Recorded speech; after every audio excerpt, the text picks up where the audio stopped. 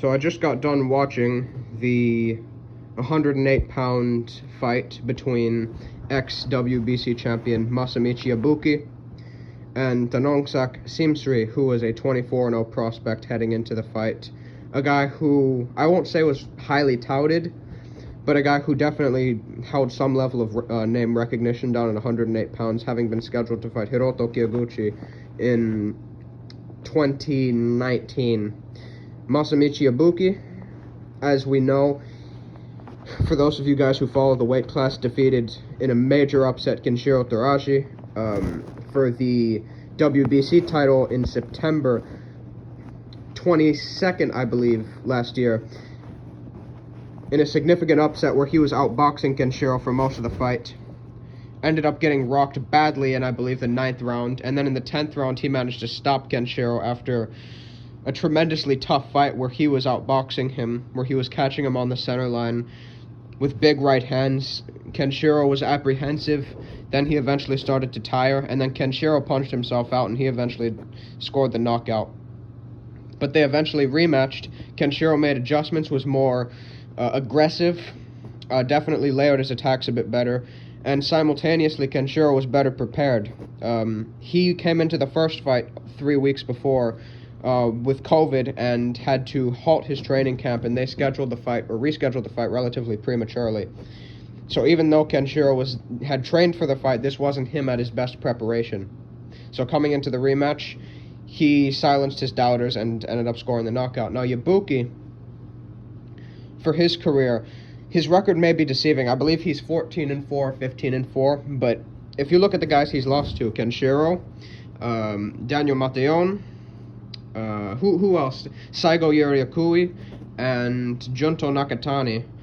The guys he's lost to have all been pretty highly rated, with the exception of Akui, who even still is known as a big puncher on domestic level in Japan. Junto Nakatani, of course, is someone who, and a win like that kind of goes to show you how underrated his work at 112 pounds was. But he's a guy who went on to obviously become world champion against Guillermo Magramo and defend against Angela Costa.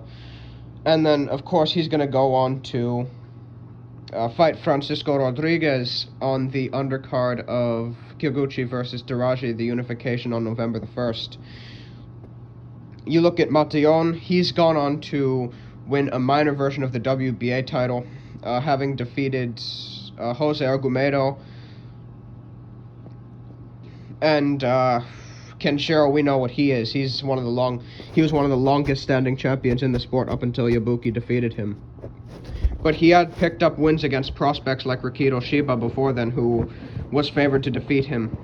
And heading into this fight, this was basically do or die for him. Yabuki stated before this fight that he was considering retiring since he had pretty much accomplished his mission of becoming a world champion, and then he had just been stopped. He felt like there was not really much else to achieve and he was losing motivation, but he decided at the last second he wanted to continue his career.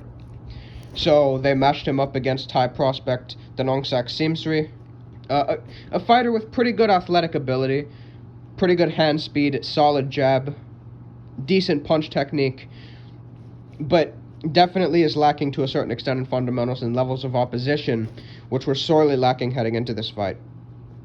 So, going into this fight, I believe Simsri was the favorite, but I can't be too sure. Yabuki is definitely the more established guy, but I felt as though, so long as he had retained his motivation, I felt he was going to win the fight, just due to his experience, his punching power, and the fact that Simsri had never seen anything like him before, and that's basically how the fight went. Yabuki dropped Simsri in the 2nd round, I want to say, with a right cross. That was the key for him in this fight. Simsri was constantly trying to initiate attacks off of his jab, and also his lead left uppercut. He was trying to sneak that shot in, while he would back Yabuki into corners, and Yabuki was basically trying to throw the check left hook, and he really didn't care whether it landed, because while Simsri would try to follow up with the right cross, his weight, due to the fact that he's throwing those check left hooks, would be shifting over to his right, so he would be evading or he'd be riding those right hands even if they did land, so therefore taking the power off of them. Simsri became definitely circumspect after that knockdown. But eventually, around the middle rounds, he started to pick things up. He started to come in and take the fight inside, take the fight to close quarters, and start to shorten and restrict Yabuki's counterpunching opportunities at long range, because those are his strengths. Yabuki is not the most athletically gifted fighter in regards to his fast twitch and his reaction timing, but what he is someone who maximizes his gifts in regards to his punching power, his brute force, and his physical strength, and his ranginess. And Simsri, who was starting to overextend, was starting to make his way inside. Yabuki started to apply the left hook to the body to try to tire out Simsri, but Simsri in the sixth round came out very aggressive, was beginning to outwork Yabuki. Yabuki started to let go of his right cross, and he eventually found it late in the round, and he rocked Simsri again, backed him against the ropes, landed a combination, floored him for a second time. They came out in the seventh round.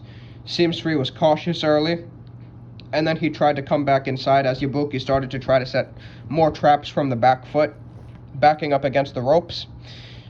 He walked Simsri into another big right hand, landed another combination, finished the combination with a left hook and a right hand, floored him, and then the referee stopped the fight after the third knockdown. So a big win for Simsri, for Yabuki, should I say, to get back on track. He definitely is not someone with, in my view, the dynamic athletic ability and the overall variety of skills to adapt his way through these big fights at world level to become a long-standing champion. I do feel as if he has probably reached the pinnacle of his career with that world title, but he does remain dangerous, and he is definitely one of the biggest punchers pound for pound in the entire sport, and one of the most underrated. The first names you think of that come to mind are Inoue, Wilder, and Acosta, and Jermell Charlo, and people like that. But Yabuki is definitely one of the biggest names up there. He has 14 knockouts and 15 victories. His power has definitely taken notice of most of the fighters he's fought. Matillon was hurt by his shots. And same with Nakatani, even in their fight, despite the fact that it was a very short 4-rounder.